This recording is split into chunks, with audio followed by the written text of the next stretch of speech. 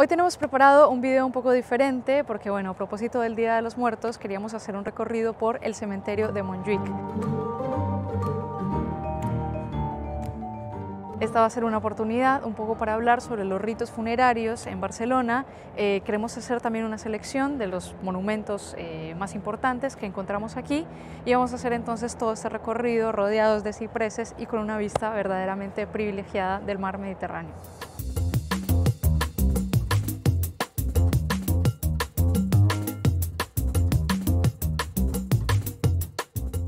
Primero que todo vamos a tratar de ubicarnos en la ciudad porque estamos en el cementerio de Montjuïc, es un poco, bueno, queda un poco alejado, está como al otro lado de la montaña, pero es muy fácil venir, además está abierto de 8 de la mañana a 4 de la tarde todos los días. Y yo sé que puede parecer un plan como un poco extraño venir un domingo a un cementerio, pero es que en el caso de este cementerio tenemos prácticamente un museo al aire libre.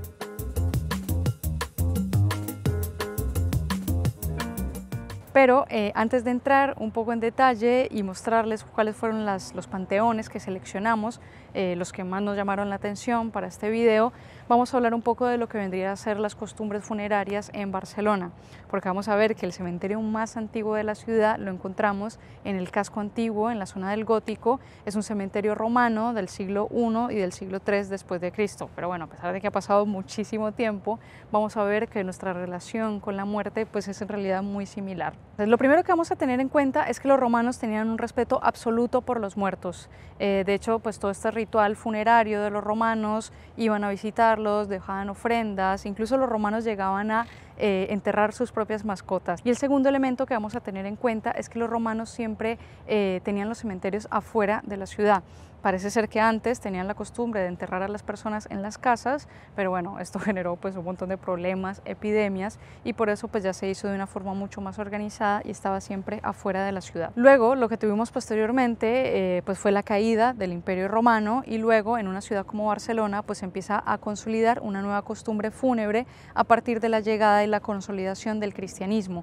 Porque bueno, en esta época pues ya se empiezan a olvidar un poco de todo este tema de las pandemias y de las enfermedades, y ya no están enterrando a las personas afuera de la ciudad, sino que las empiezan a enterrar al lado de las iglesias.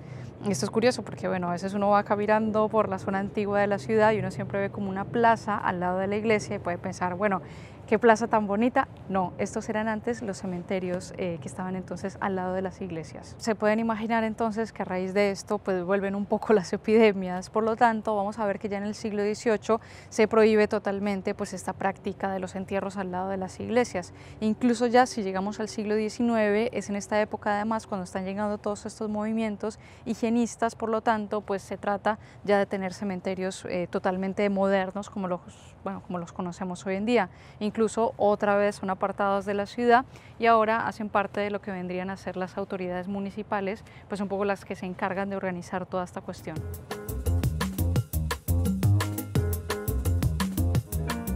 El primer cementerio de estas características que encontramos en Barcelona es el cementerio de Poblenou. De hecho, a este cementerio se llevaron pues todos los restos de estos, de estas pequeñas cementerios parroquiales que habíamos comentado antes, y el segundo en este caso va a ser entonces en el que estamos ahora, en el cementerio de Montjuïc. La diferencia de este cementerio con el de Poblenou es que este va a tener mucho más prestigio y va a ser pues como uno de los más famosos de la ciudad. En cuanto al diseño del cementerio, fue hecho por el arquitecto y urbanista español Leandro Albareda.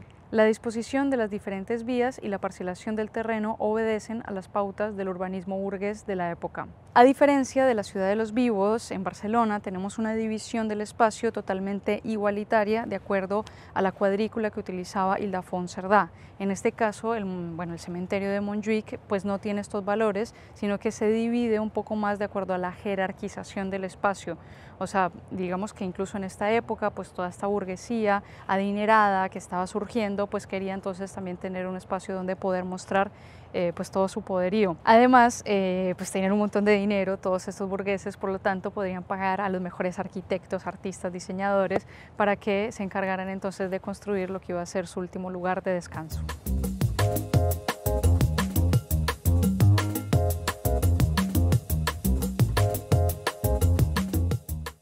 Entonces, para este video hemos hecho una pequeña selección de lo que son para nosotros pues, los panteones monumentales más importantes del cementerio de Montjuic.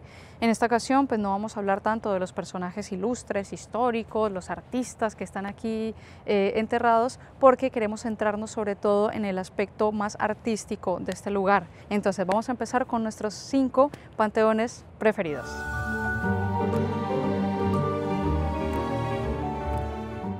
Empezamos con el Panteón de Pilar Soler, que es uno de los más interesantes porque uno cuando habla un poco de las costumbres funerarias piensa automáticamente en los egipcios. Entonces, de hecho, si vienen al cementerio van a notar que toda esta iconografía egipcia se repite bastante, aunque en este caso pues va a ser un poco más literal porque llegan a construir entonces incluso una pirámide. De hecho, en muchas tumbas encontramos este disco solar alado con 2 serpientes, un símbolo de protección del Antiguo Oriente que está asociado con la divinidad, la realeza y el poder. El panteón fue diseñado por el arquitecto Leandre Albareda, que si recuerdan fue el arquitecto que hizo todo el cementerio, y está inspirado entonces en las pirámides egipcias, pues que eran construidas justamente para hacer la tumba, esta última morada de los faraones. Y este tema de las pirámides en realidad es muy interesante porque al final estas construcciones lo que hacían era un poco guardar la esencia del faraón, o sea, buscaban justamente lograr esta inmortalidad y al final pues un poco lo lograban si pensamos que, bueno, han pasado más de 4.500 años desde que se construyeron las primeras pirámides y todavía seguimos hablando de ellas. Y bueno, esta pirámide en particular era entonces para Pilar Soler. No logramos encontrar dentro de la bibliografía quién era esta señora ni cuál era su familia, pero bueno, hoy en día seguimos entonces hablando de ella gracias a esta pirámide.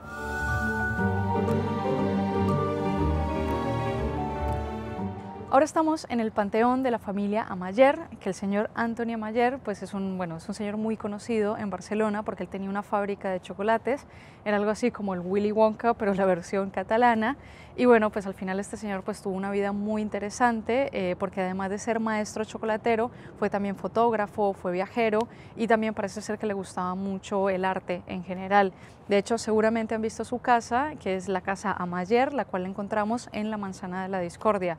Y al final, si se dio pues todos estos lujos en vida, pues vamos a ver que al final su tumba pues no se va a quedar nada atrás. Y ese es entonces el resultado, el panteón de su familia, pues va a ser uno de los más grandes que encontremos aquí en el cementerio de Montjuic. El panteón fue encargado por su hija, Teresa, que bueno, al final un poco lo que ella quería es que se hiciera una reconstrucción de una iglesia románica, que esto pues al final no tiene mucha relación con lo que vendrían a ser las costumbres funerarias, pero es precisamente por esto que llama tanto la atención este panteón, porque al final, por su tamaño, pues termina siendo más grande que las iglesias típicas románicas que encontramos entonces en los Pirineos. Y por eso es uno de nuestros favoritos, pero nos quedan un par más, vamos a verlos.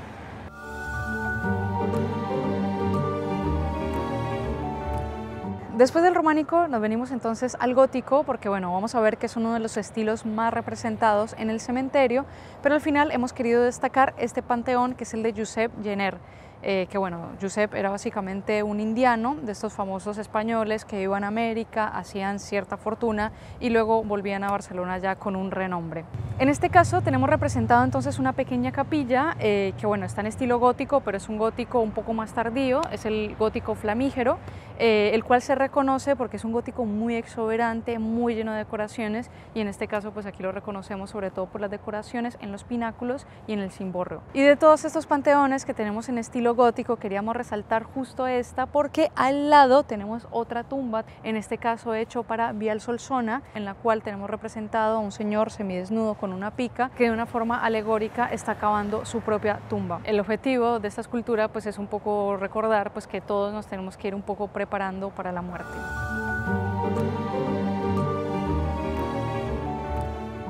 Ahora estamos en uno de los conjuntos más emblemáticos del cementerio, que es la tumba de la familia Batlló, que ojo, no confundir con la familia Batlló que tenemos en Paseo de Gracia. Esta es la familia Can Batlló, que al final pues eran también unos burgueses, bueno, la burguesía industrial de finales del siglo XIX, tenían muchas empresas, sobre todo el tejido del algodón, por lo tanto pues al final su tumba tenía que estar también a la altura del poderío de su familia. De esta tumba resaltamos sobre todo el elemento más importante que se ve al comienzo, que son estos 2 ángeles, estos 2 serafines que están aquí representados, uno con una trompeta y el otro con una corona de flores. Y un segundo detalle que encontramos en la parte de abajo, tenemos dos búhos, que también es muy común encontrarlos pues, en los contextos de los cementerios, porque por su visión nocturna servían un poco como guías a las almas en pena en su viaje al más allá. Al final, tanto los serafines como los búhos están sostenidos sobre dos columnas egipcias, en este caso, porque bueno, volvemos un poco a toda la temática egipcia. Y un último detalle es que en la parte de atrás tenemos también otro panteón, que es el de la familia Bonaplata, que al final, pues como está justo en la parte de atrás, pues termina de darle como toda una sensación de conjunto, que al final pues esta es una de las tumbas más impresionantes que tenemos entonces en el cementerio. Nos queda todavía una tumba por visitar y esta es una de nuestras favoritas, entonces vamos a ir a verla.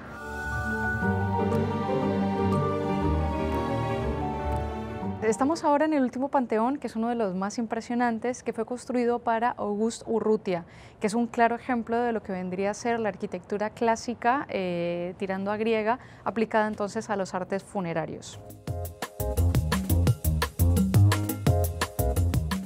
Urrutia era básicamente pues, otro de estos indianos. Lo que pasa es que él va a hacer su fortuna principalmente en Venezuela. Él trabajaba con el cacao y al final pues, él se devuelve entonces a Barcelona e encarga pues, la construcción de todo este complejo funerario. Tenemos entonces este gran conjunto compuesto por una galería flanqueada por columnas jónicas, cuyos capiteles se realizaron siguiendo el modelo del templo de Apolo Epicuro de Basae.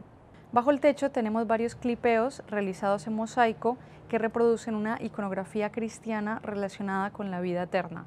Pero pues uno de los elementos que más llama la atención es esta escultura que tenemos aquí de este ángel totalmente desconsolado, semidesnudo, con las alas caídas, producido por el maestro marmolista Martínez Fortuny. Y al final, pues por todos estos elementos que nombramos antes, pues termina siendo uno de los panteones más impresionantes de todo el cementerio.